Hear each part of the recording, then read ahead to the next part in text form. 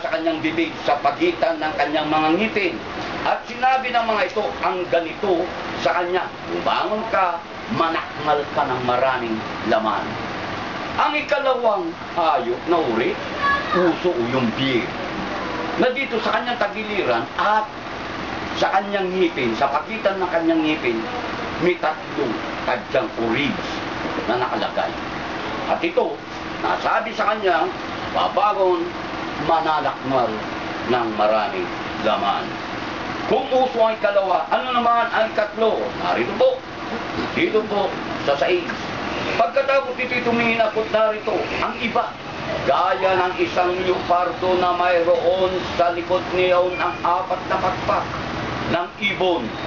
Ang hayop ay mayroon din namang 4 na ulo at binigyan siya ng kapangyarihan. Ito naman leopardo, kapatid. Datapwat, kaibang leopardo ito. Nasa kanyang likod, may 4 na pakpak. May 4 na pakpak, kapatid, ang mga lumilipad sa iyong papawid. At hindi lang yun, may 4 na ulo at binigyan ng kapangyarihan. Di sa makatuwid, kapatid, makakakitaan mo na, leon, uso, leopardo. At ang ika-4, narito po. Pagkatapos ito'y may nakita ko sa pangitain sa gabi. At narito ang ika-4 na hayop, kakilakilabot at makapangyarihan at totoong malakas. At may malaking mga ngiping bakal, nananakmal, lumuluray at niyuyurakan ang kanyang mga paka ang nalabi. At kaiba sa lahat ng hayop na una sa kanya ay siya'y may 10 sungay. Ang ika-4 na hayop, hindi na isalarawan o inihalin tulad sa anumang hayop dito sa sanglibutan. Kailan, kapatid, ang nasabi sa talatang ating binabasa ay kakilakilabot, makapangyarihan at malakas. Lumuluray, nananakmal at diyuyurakan pa ang mga nalabig sa kanyang bibig timahin. At ang hayop na ito ay may 10 sungat. At hindi tatapot sa mga aral nating pasunod o mga sumusunod. Kailan, kapatid, kaya't hindi, ika nga po, sinabi ang uri nito, datapwat sa pahayag o Apokalipsis, meron ka ng mababasang dragon. Ito ang kalintulad nitong ika-4 na hayop na dragon. Makapangyarihan, nananakmal, malakas, at tunay na kakilakilabot dahil sa lahat naman ng ikangagaano.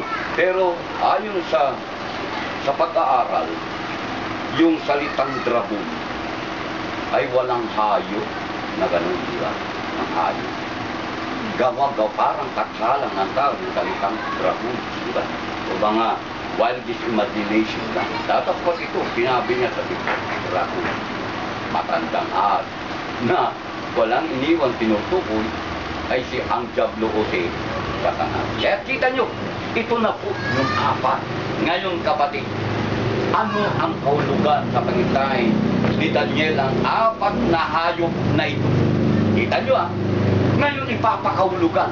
Napakakakilakilabot, napakahiwaga, datapwat sa pinagkaloob ng Panginoon na unawa. At tunay na malaman natin, kapatid, ito na po. Ayon dito sa talatang 17, ang mga dakilang hayop na ito na 4 ay 4 na hari na magbabangon sa lupa. Huwag tayong maguluhan sa aral nung nakaraan, kapatid, nung nakaraan yung kasaysayan ng sanglibutan. Panaginip ni Haring Nabucodonosor. Panaginip ni Haring Belsasar, yung kanyang anak, nakasama na magmamana bilang hari sa Babylonia. Ngayon naman, ito na naman ay 4 na hari. 4 na hari, kapatid. Ang tinutukoy naman nitong ipinagkaloob kay Daniel na panaginip at mga pangitaan at kahulugan nito. Na nasabi, yung 4 na hayop na kung saan humihip ang 4 na hangin sa langit, sa malaking dagat, umahon itong 4 na hayop na ito.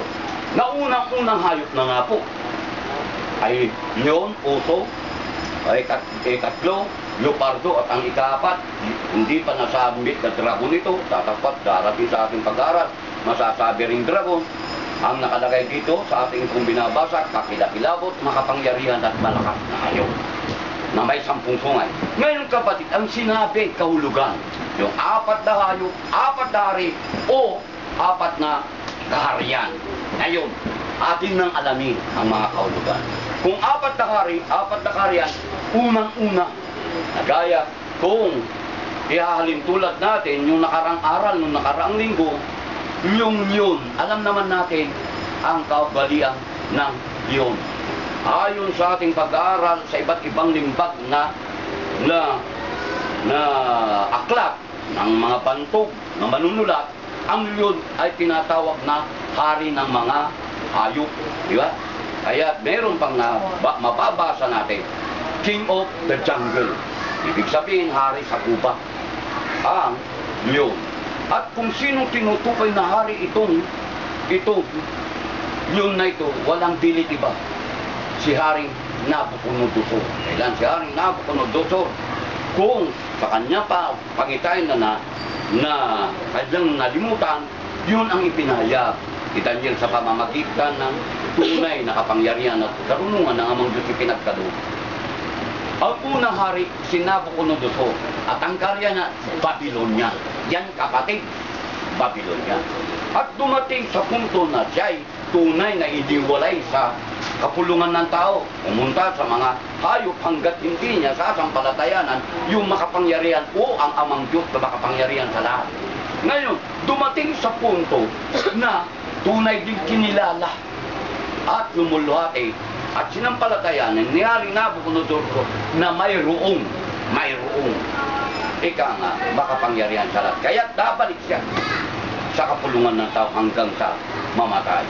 Marami ang naging hari sa Babylonia at ang pinakahuling hari ang kanyang anak na si Haring Belshazzar. At alam naman natin yung pangyayari way back nung nakarang linggo, yung lumabas ang kamay na nagsulat yung daliri sa pader na ang isinulat mini tikil at uparsin na sa kanyang pamamahalang bilang hari tunay na sinabi ng amang Diyos sa kanya na tinimbang siya, dapat kulang, at ang kanyang kaharian na pinamumunuan ay mahahati. At doon na nga nahati. Ang Babylonia nahati kapatid sa Medo at Persia. Na ayon sa aral nung nakarang linggo, para lang sa magkagay maunawaan yung lubos ng aral, iyon yung Medo, yun si Haring Dario at Persia. Mas malakas ang Persia kaysa Medo. Na kahit sa ating kapanahunan ngayon, mas malakas ang Iraq kaysa sa Iran. Dahilan ang Iran, ang Medo, at ang tinutukoy na Persia, yun ang Iraq. Na sa ngayon kapatid, ganun din nung una, mas malakas ang Persia kaysa Medo ayon sa banal na kasulat sa pangitain ni Daniel. At ito kapatid, yung Dario, yung aral ng nakarang linggo, panaginip at mga pangitain ni Haring Nabucodonosor, si Haring Dario, yun ang tinutukoy na nakita ni Nabucodonosor na lalaking tupa na may 2 sungay. At ang 2 sungay na yun mga hari, si Dario at saka si Zero. Ngayon kapatid, itong ikalawang